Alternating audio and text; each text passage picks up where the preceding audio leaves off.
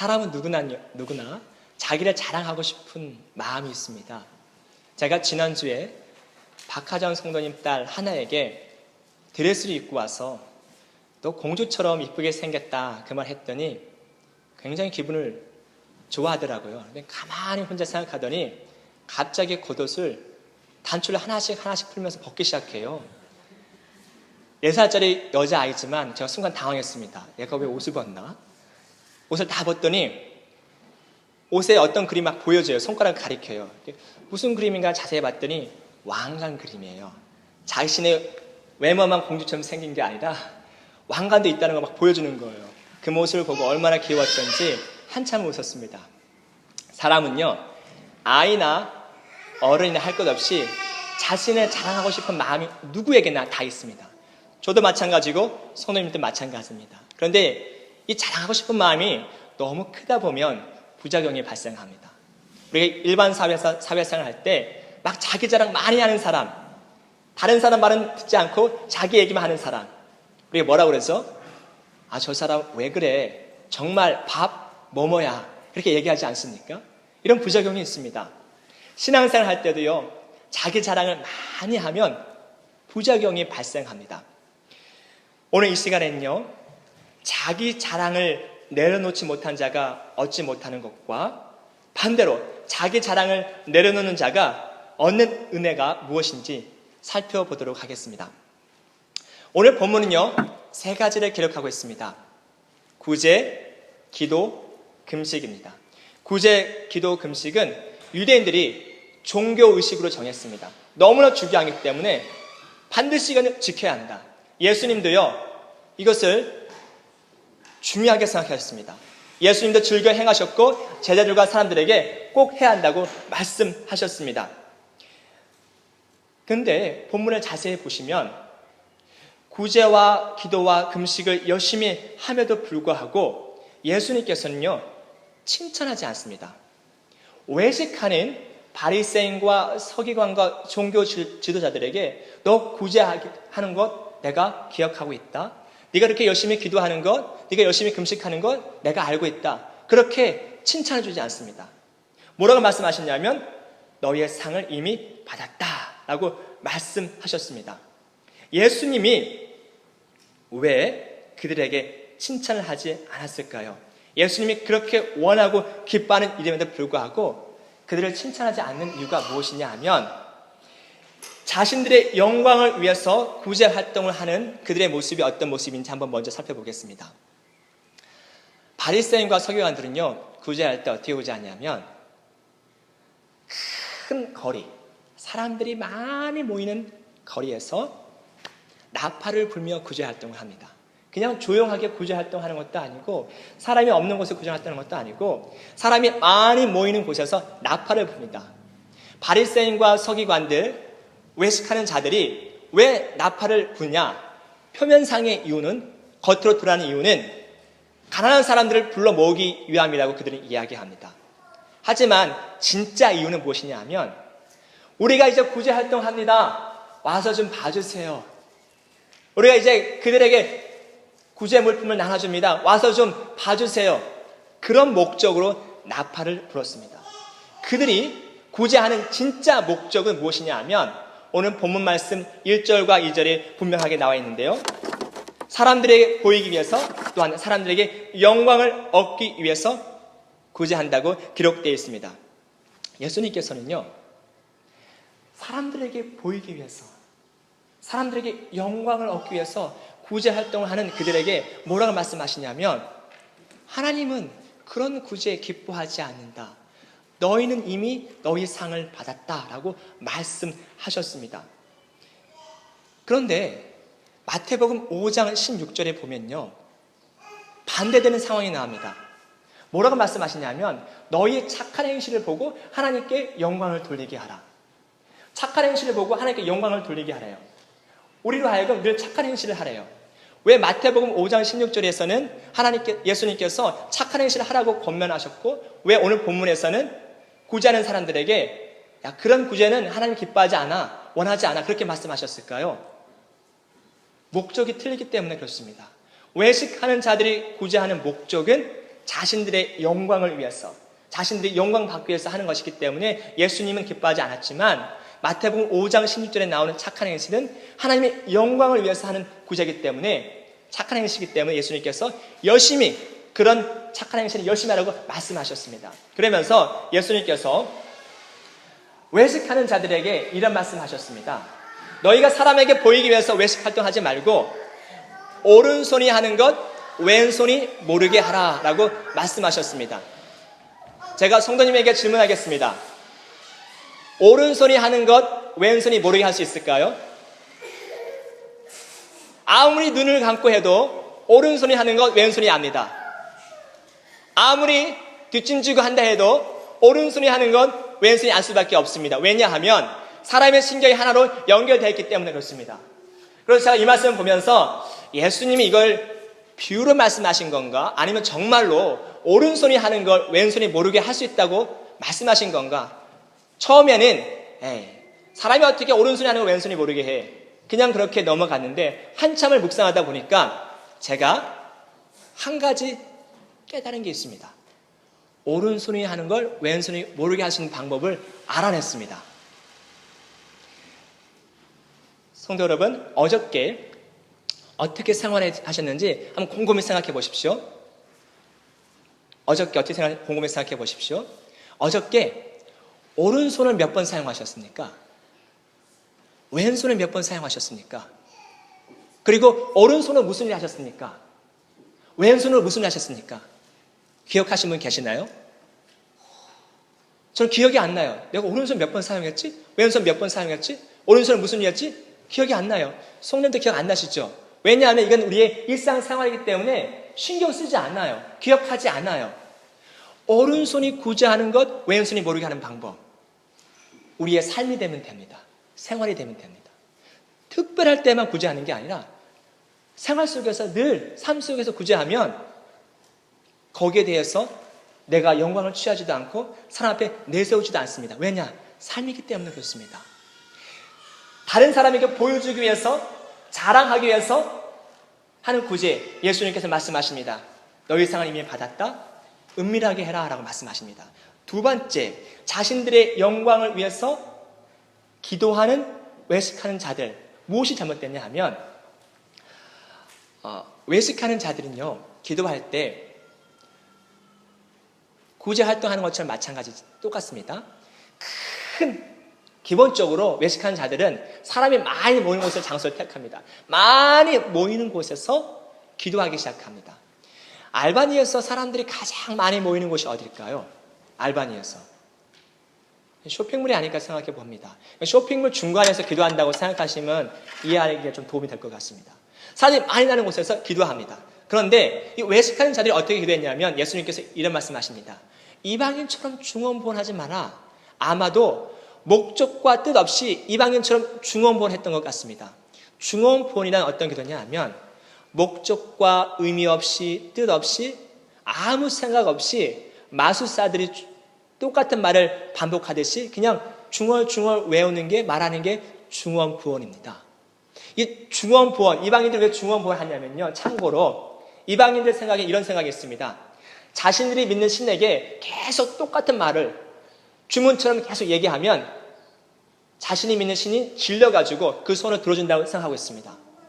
아무런 이유와 목적 없이 그냥 중얼중얼 하는 것, 그게 중언부언인데요. 성도 여러분,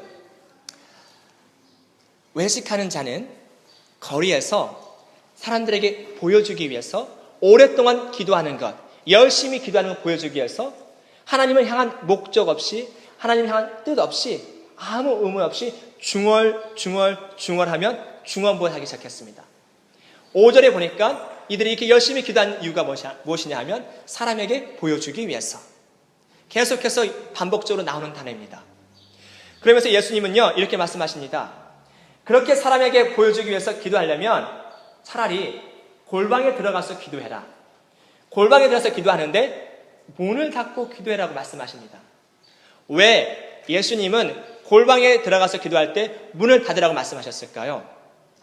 너희들은 앞으로 개인 기도실이 필요하다. 그런 의미로 말씀하신 걸까요? 또는 무조건 조용히 기도해야 한다. 부르짖으며 기도하면 안 된다. 그렇게 말씀하신 걸까요? 아닙니다. 성경에는 너는 내게 부르짖으라 내가 응답하겠고라고 분명히 말씀하셨습니다. 부르짖는 기도가 있습니다. 그러면 예수님께서 사람들 앞에서 하는 기도는 내가 들어주지 않는다, 그런 의미로 말씀하신 걸까요? 아닙니다. 예수님은 사람들 앞에서 기도하는 건 뭐라고 그러신 게 아닙니다. 그러면 왜 골방에 들어가서 문을 굳이 닫고 기도하라고 말씀하셨을까요? 외식하는 자들은 사람의 시선을 의식하는 자들입니다. 내가 어떻게 하면 사람에게 칭찬을 받을까? 내가 어떻게 하면 사람에게 영광을 받을까? 그 시선을 의식하기 때문에 계속해서 오래 기도하는 척, 뜨겁게 기도하는 척 보여주기 위해서 그렇게 기도합니다. 문을 닫으라는 이유는 무엇이냐 하면 기도라는 것은 하나님과 나와의 1대1 대화이기 때문에 사람들 시선 의식하지 말고, 사람들 시선에 너의 기도 제목을 빼앗기지 말고, 마음을 빼앗기지 말고, 기도하는 데에만, 하나님과 나와 대화하는 데에만 집중하라 라는 의미로 하나님께서 문을 닫고 기도하라고 말씀하셨던 겁니다. 성도 여러분, 우리가 기도하다 보면요, 그럴 때가 있죠. 새벽 기도할 때, 금요 기도할 때, 일찍 나가야 되는데 내가 집사이기 때문에, 권사님이기 때문에 일찍 나갈 수도 없고. 제가 실제로 어떤 일이 있었냐면, 어떤 분이 항상 제가 기도할 때 늦게 나가거든요. 여러 가지 이유가 있습니다. 그런데 항상 그분이 뒤를 막 봐요.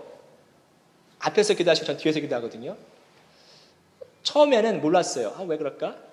두 번째도 몰랐어요. 나중에 알고 보니까 오랫동안 기도하는 걸 사람한테 보여주고 싶은데, 자랑하고 싶은데, 너무 오래 했으니까 빨리 가고 싶은데 못 가고 언제 끝나나, 그것 때문에, 자기 체면 때문에 그렇게 하셨다고 나중에 고백하시더라고요. 성도 여러분, 기도를 오래 하는 게 중요한 게 아니라, 사람한테 보여주기 위해서 기도하는 게 중요한 게 아니라, 하나님께 마음을 다해 뜻을 다해 기도하는 게 중요합니다.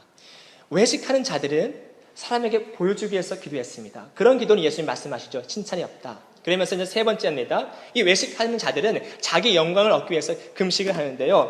어떻게 금식을 하냐면, 금식 기도라는 것은 무엇입니까? 자신의 죄를 고백하면서 겸손하기 위해서, 또는 헤어날 수 없는 슬픔과 아픔을 헤어나기 위해서 금식하는 게 아니겠습니까? 근데 외식하는 자들은 금식하는 이유가 있습니다. 왜 금식하냐 하면, 구제와 기도, 사람에게 보이기 위해서 한다고 했죠. 똑같이 금식도 사람에게 보이기 위해서 하는 겁니다.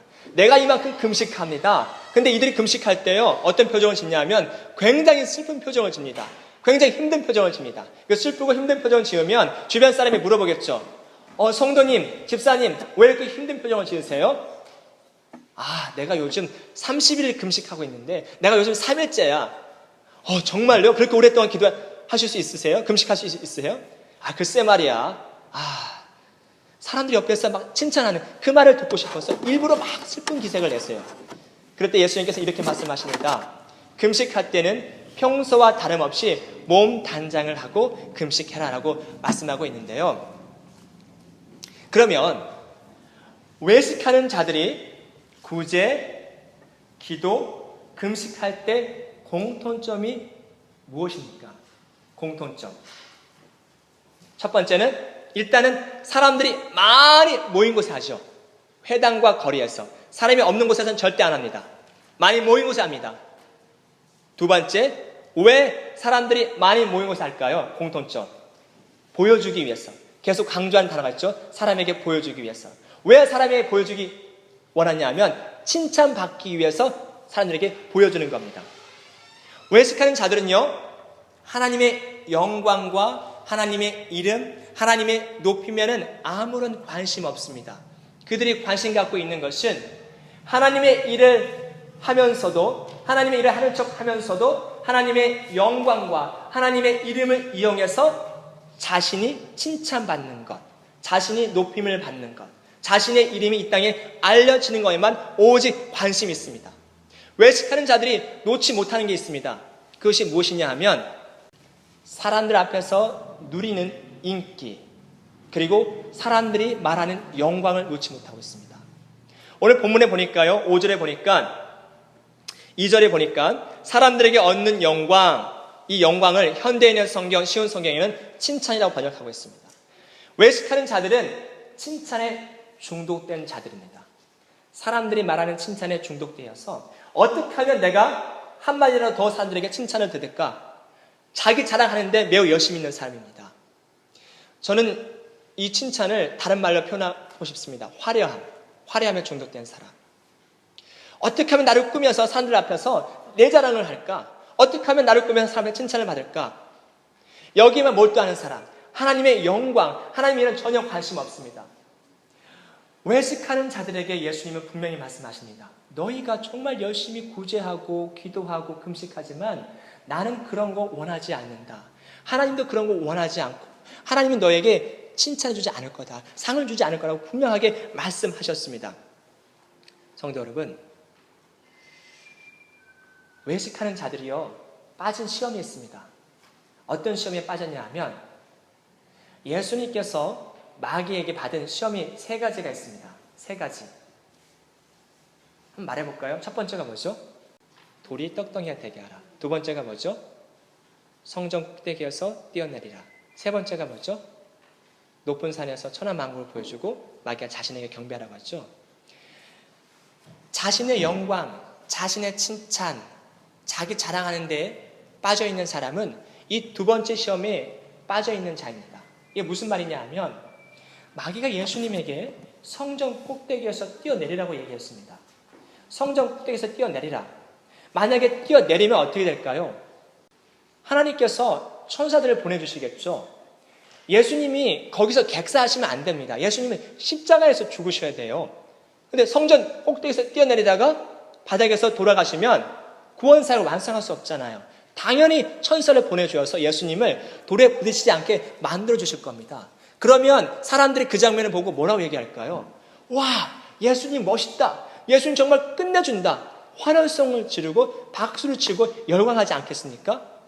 그렇게 되면 예수님은 영광을 받으시게 될 겁니다.